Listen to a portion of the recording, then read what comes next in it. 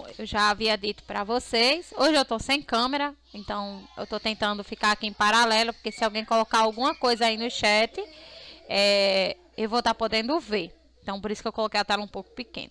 Como eu já havia dito, a gente ia trabalhar hoje em Immanuel Kant, né? E os juízos sintético, analítico, a priori, posteriori. Lembrando que sempre a gente retorna à aula que estava, né? Então, aí, como eu já disse anteriormente, vocês vão ter 15 dias para responder o formulário lá que eu vou colocar. Quem quiser, né, participar da pontuação maior. E sobre a lista que eu ia falar, e Damião chegou, é o seguinte: na lista lá permanece do mesmo jeito aquela ideia do que é o tema da aula. O nosso tema da aula hoje é Immanuel Kant, né? E o criticismo. Você pode colocar lá Immanuel Kant ou criticismo, tem a pergunta lá. Qual foi o tema da aula de hoje? Aí você vai escrever, certo? Né? Isso aí já é um meio para saber se vocês só estão com o microfone ligado ou só estão aí com um íconezinho sem prestar atenção na aula. Então vamos lá. Immanuel Kant. Immanuel Kant, né, foi um filósofo alemão que é considerado um dos maiores e principais filósofos do seu tempo, né, e até hoje. Ele fez grandes contribuições. A gente viu na aula passada, nas aulas passadas, sobre racionalismo e empirismo. Vimos a visão também do filósofo David Hume, né? E também vimos a visão do filósofo Descartes, né? A gente viu alguns filósofos do pensamento racionalista e empirista. Vamos recapitular um pouquinho. Enquanto o racionalismo, ele acreditava que todo conhecimento partia das ideias, o empirismo acreditava que todo conhecimento primeiro partia da experiência. E Kant se viu assim no momento, né, quando ele faz a crítica da razão pura, ele se viu assim no momento assim, do embaralhamento de ideias. Esse embaralhamento de ideias levou a se acreditar que era necessário criar um novo meio, uma nova forma de se estabelecer o conhecimento. Como vocês podem ver aí no slide, né, aí fala um pouquinho sobre a biografia dele, que ele veio de família pobre, foi criado num seio religioso protestante, lecionou geografia e iniciou sua carreira universitária ensinando ciências naturais pela Universidade de Königsberg, né, na Alemanha. E ele estabeleceu um sistema filosófico operando uma resolução entre o racionalismo de Descartes e lá o empirismo do filósofo David Hume. Ele queria transformar a filosofia numa ciência pura e exata, né?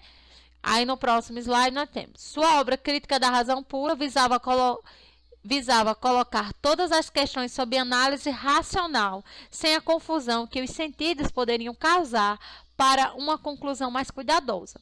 Então, resolver o problema do conhecimento racional e empírico, pois não concordava com a experiência sensível, era limitada.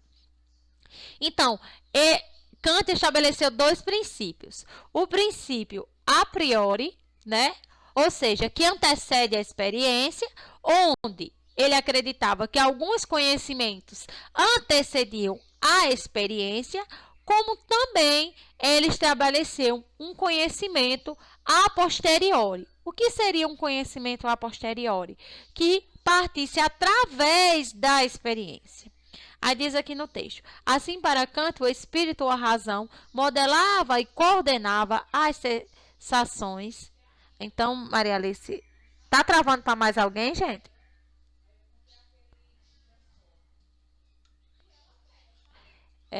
Acredito que seja a internet.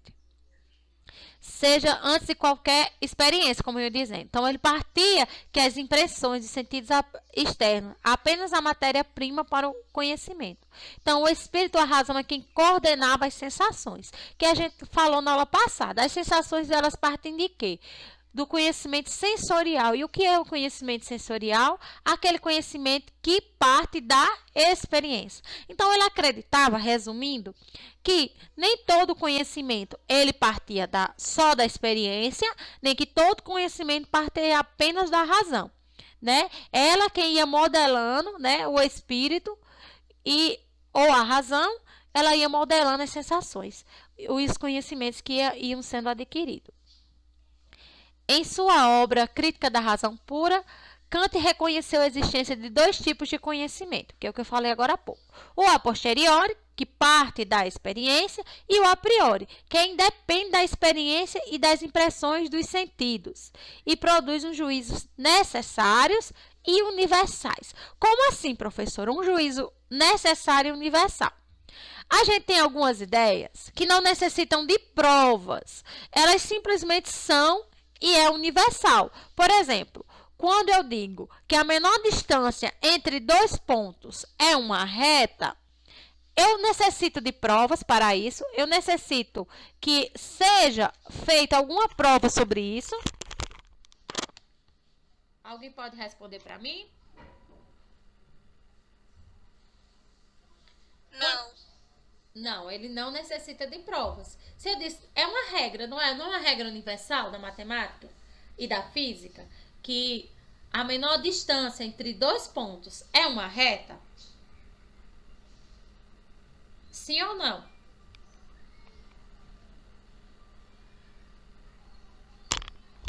Sim. Sim, exato. Então, seria um juízo necessário e universal. Se eu digo assim, um triângulo tem três partes. É uma regra, é um juízo. Então, é universal, ele não necessita de provas. Então, esses juízos são considerados para eles necessários e universais, que ele dividiu em dois juízos: os juízos analíticos e os juízos sintéticos. Vamos ver aqui a definição de todos.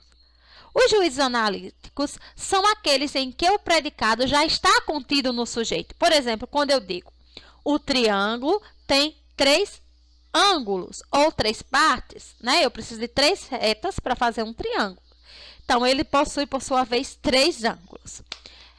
Então, quando eu digo isso, o predicado já está contido no sujeito. Então, é algo que está intrínseco, já faz parte do sujeito. Então, se eu digo, todo solteiro não é casado. Então, isso é o quê? É uma regra universal, é necessário. Eu não necessito fazer um pensamento profundo, eu não preciso fazer uma reflexão grande. Por exemplo, se eu digo que, vamos voltar ao exemplo do triângulo, que o triângulo tem três ângulos ou três partes, eu não necessito de provas. Eu não preciso fazer uma reflexão profunda. Esses são os juízos, são chamados de juízos a priori e são juízos analíticos. Ou seja, ele não depende da experiência para você compreender. Vamos citar outro exemplo. Quando eu digo assim, que a fórmula da água é H2O. Vocês fazem algum questionamento sobre isso? Duvidam que a fórmula da água seja H2O? Não. Por quê? Por que eu não duvido? Porque é uma regra. Exato.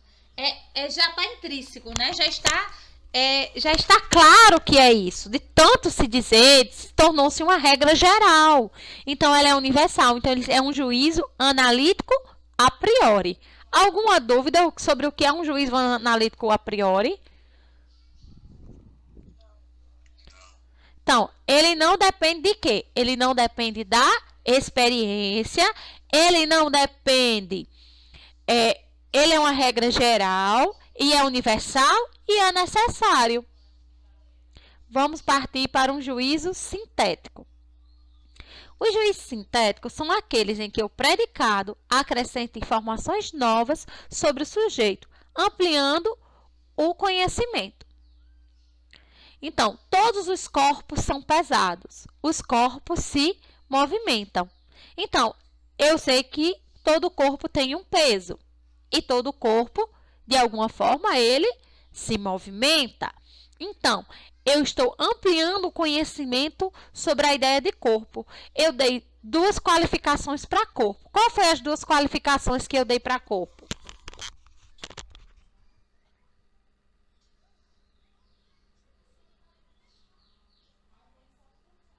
São pesados e se movimentam? Isso. Eles são pesados e eles se movimentam. Então, eu já acrescentei informações a mais à ideia de corpo. Então, a extensão dos corpos é evidente. Peso e movimento são predicados obtidos pela experiência. Então, eu necessito da experiência para chegar a essa ideia. Então, portanto, o juízo, nesse caso, é sintético e são a posteriori, porque depende da experiência e pode ser contingentes e particulares, ou seja, porque cada corpo vai ter um peso diferente, cada corpo vai ter um movimento diferente, ele pode ter um movimento, necessitar, por exemplo, um carrinho de controle remoto. Ele vai ter um movimento diferente de um carrinho que não é de controle remoto. São dois corpos, são dois carrinhos, eles se movimentam, mas se movimentam de maneiras diferentes. Então, eles têm algo contingente e particular. Né? Então, são conhecimentos, juízos sintéticos, eles são sempre a posteriores. Por que eles são a posteriores? Porque eles sempre vão depender da experiência. Alguma dúvida até aqui? Não. Então, antes da gente prosseguir, vamos recapitular. Existem dois tipos de juízos: os juízos analíticos e os juízos sintéticos. Os juízos analíticos, eles são a posteriores, ou seja, eles são a priori, eles não dependem da experiência, são necessários e universais. Assim como também os juízos sintéticos. Mas qual a diferença? Eles acrescentam informações novas sobre o sujeito, ampliando o seu conhecimento, e eles dependem da experiência dos sentidos. Eu preciso da visão, da audição. Por exemplo, vou dar um exemplo aqui. Um perfume. Um perfume, ele sempre vai ter cheiro. Mas o seu cheiro, ele pode variar? Sim. Uns vão ter cheiros amadeirados, outros vão ter mais cheiros doces, outros vão ter cheiros mais, assim, como eu diria, cheiros mais fortes, outros mais suaves. E assim, seriam essas agregações e essas novas informações seriam juízos sintéticos, a posteriori. Mas a contribuição inovadora de Kant residiu nos juízos sintéticos a priori. Aí veja que a gente também vai ter juízos sintéticos a priori. A professora acabou de dizer que o juízo sintético ele é a posteriori. Sim, quando ele agrega informações, como eu acabei de dizer. Mas quando eles independem da experiência, são universais e necessários, enriquecem, ampliam e fazem o conhecimento progredir. Mas como se formulam os juízos sintéticos a priori? Vamos ver lá na frente como eles são formulados. Para Kant, não é o objeto que determina o conhecimento do sujeito. Pelo contrário, é o sujeito quem produz o conhecimento, a partir dos princípios a priori que sintetizam os dados empíricos. Ou seja, o que são dados empíricos? Aqueles que são dados que dependem da experiência. Então, o conhecimento ele pode ser a priori e também ser a posteriori? Pode, porque ele pode ter regras universais e necessárias, mas também necessitar da experiência para eu compreendê-lo, né? Para eu entender. Assim, o conhecimento começa com as experiências sensíveis que atingem os sentidos. A matéria do conhecimento são as impressões que o sujeito recebe dos objetos exteriores de maneira desorganizada e desordenada. Esses dados empíricos são organizados mental e logicamente pelo espaço e tempo, e formas a priori da sensibilidade. Para Kant, espaço e tempo são propriedades inerentes aos objetos, mas estruturas subjetivas que permitem ao sujeito intuir os objetos. Essas intuições são pensadas pelo entendimento e também a partir de categorias a priorística, dando origem aos conceitos. Meu Deus, professora, eu não entendi nada do que a senhora falou agora. Bugou aqui meu cérebro, eu não estou entendendo nada. Então, vejam a artezinha que tem aí. O conhecimento a posteriori, ele parte de quê? Da experiência. O a priori, que é a razão pura, ele é universal e necessário. E o que ele necessita também? Ele necessita da sensibilidade, do espaço, dimensões, tempo, quanto à existência. E o entendimento, que é a quantidade, a qualidade, a relação e a modalidade. Veja aí que a gente tem um exemplo de uma garrafa. Eu olho para a garrafa. Para saber o que é uma garrafa, eu necessitei da experiência, ou seja, dos meus sentidos para reconhecer a garrafa. Mas eu já tenho uma ideia na minha mente pronta do que seja a garrafa. Então, eu tenho uma ideia necessária e universal do que seja uma garrafa. Mateus, descreva aí para mim uma garrafa. Uma garrafa de vidro, como ela é. Descreva aí para mim uma garrafa. Mateus Gertrudes. Eu não defini o Mateus.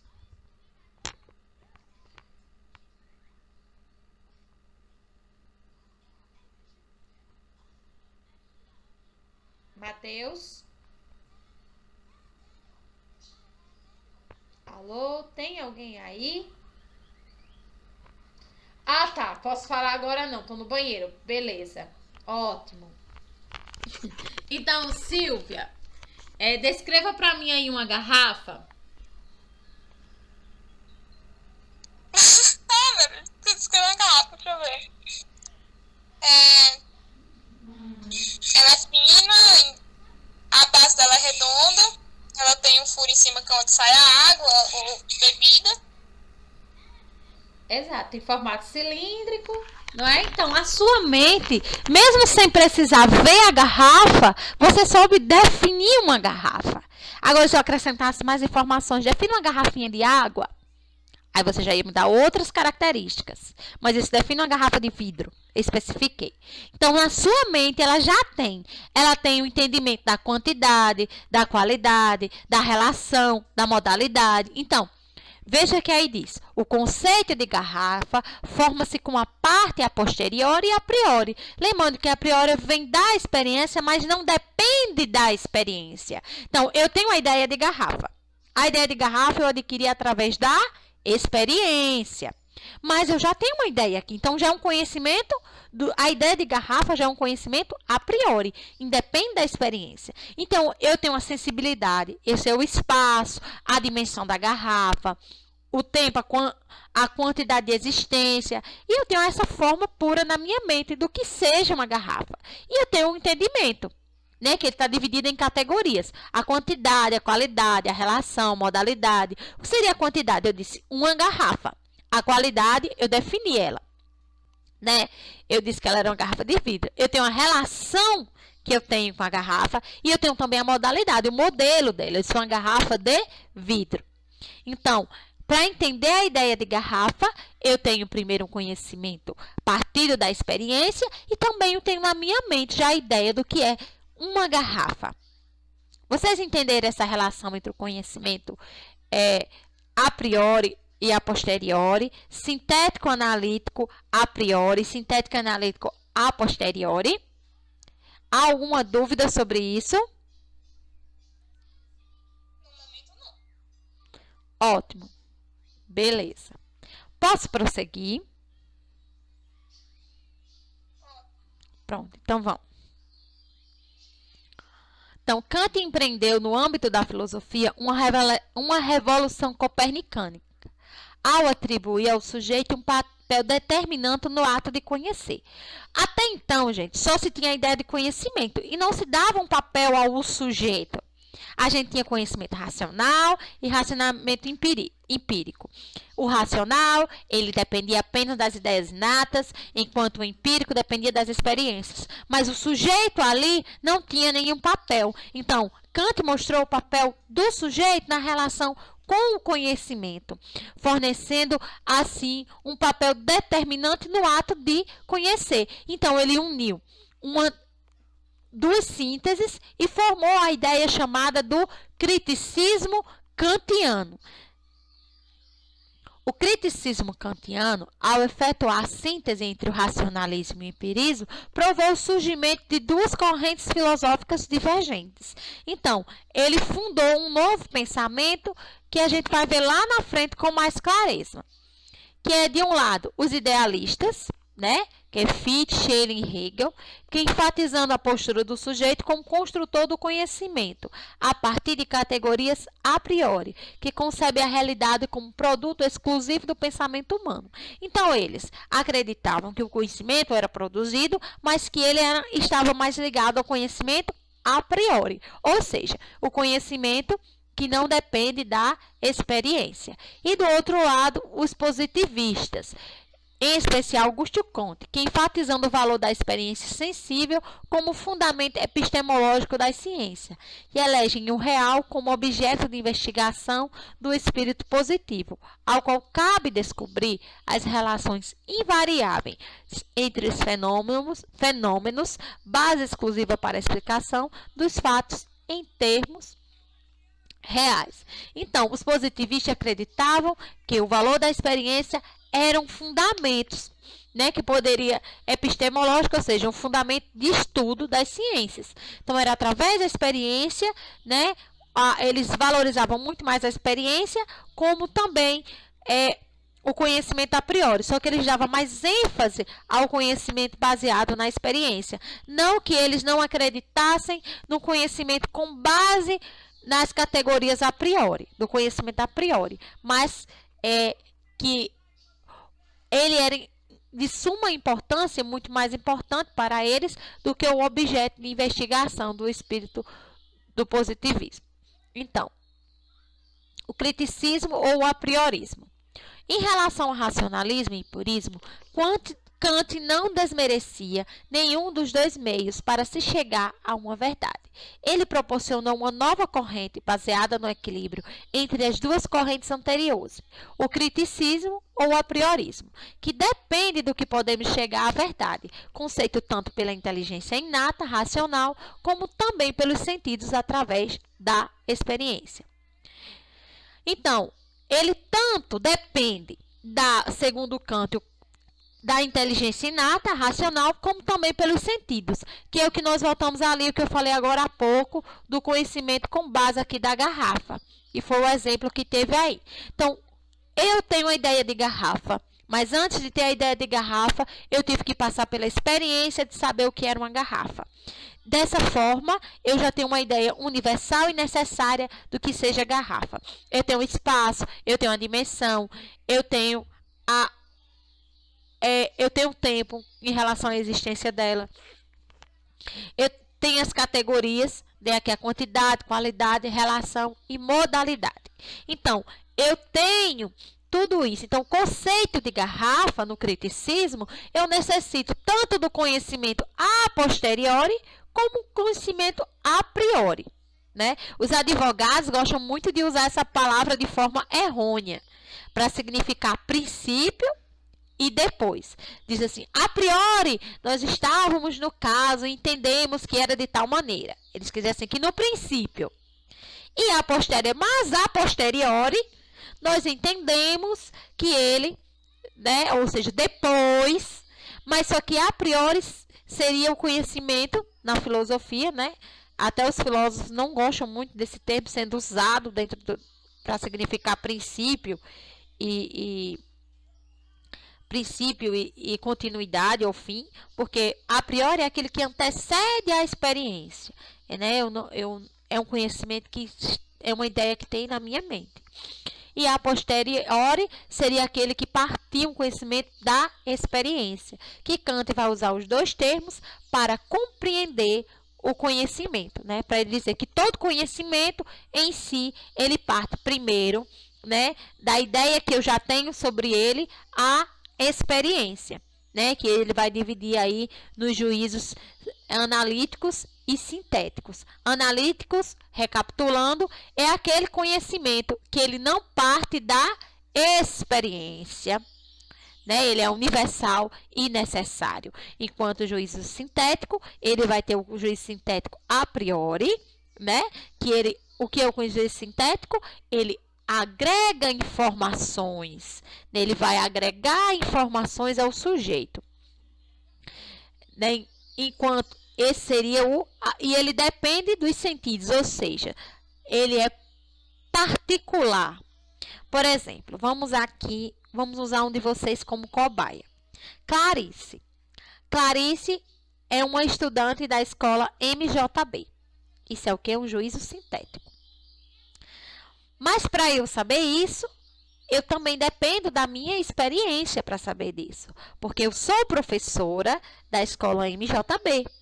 Então, Clarice é algo contingente e particular. Nem toda Clarice vai ser estudante da escola MJB do 3º ano. Vocês entenderam? Sim. Então, aí já os sentidos, o juízo sintético, analítico, a priori, ele independe da experiência. São necessários e universais e enriquecem e ampliam e fazem o conhecimento progredir. Vamos usar lá o exemplo dos corpos, né?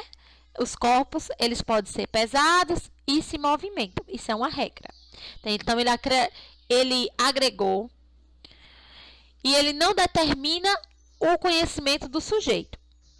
Pelo contrário, é o sujeito quem produz o conhecimento a partir de princípios a priori que sintetiza os dados empíricos, ou seja, que é esse conhecimento a priori, ele é quem vai determinar, sintetizar os dados empíricos, né, o que vai me levar à experiência.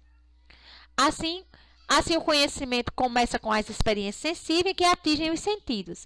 E a matéria do conhecimento são as impressões que o sujeito recebe dos objetos exteriores de maneira desorganizada e desornada. Esses dados empíricos são organizados mental e logicamente pelo espaço e tempo. Que é a forma a priori da sensibilidade. Então, eu olho para um fone de ouvido. Alguns de vocês aí, com certeza, devem estar no celular com fone de ouvido ou no notebook. Estou correta? Alguns de vocês aí estão usando fone de ouvido. Quem está usando fone de ouvido? Clarice não está usando. Ninguém está usando fone de ouvido?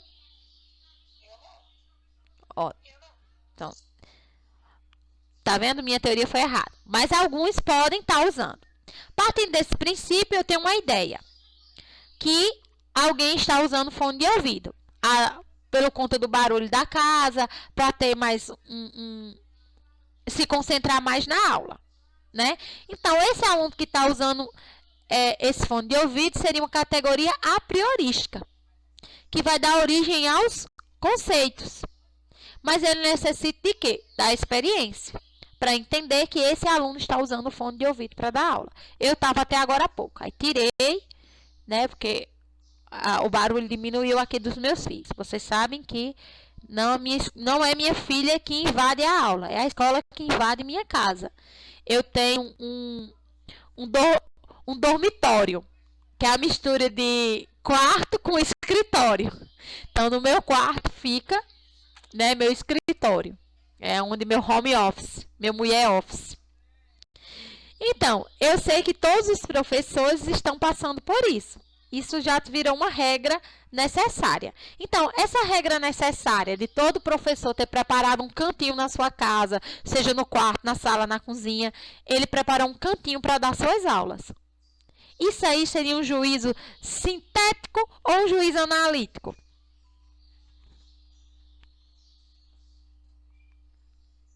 Acho que sintético. Sintético. Por que seria sintético?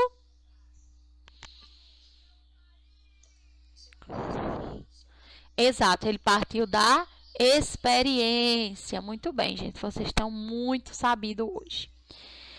Então, novamente vou perguntar, porque eu quero fazer umas considerações finais. Ainda tem a lista, já vai dar 11 horas. E eu não quero me alongar demasiadamente.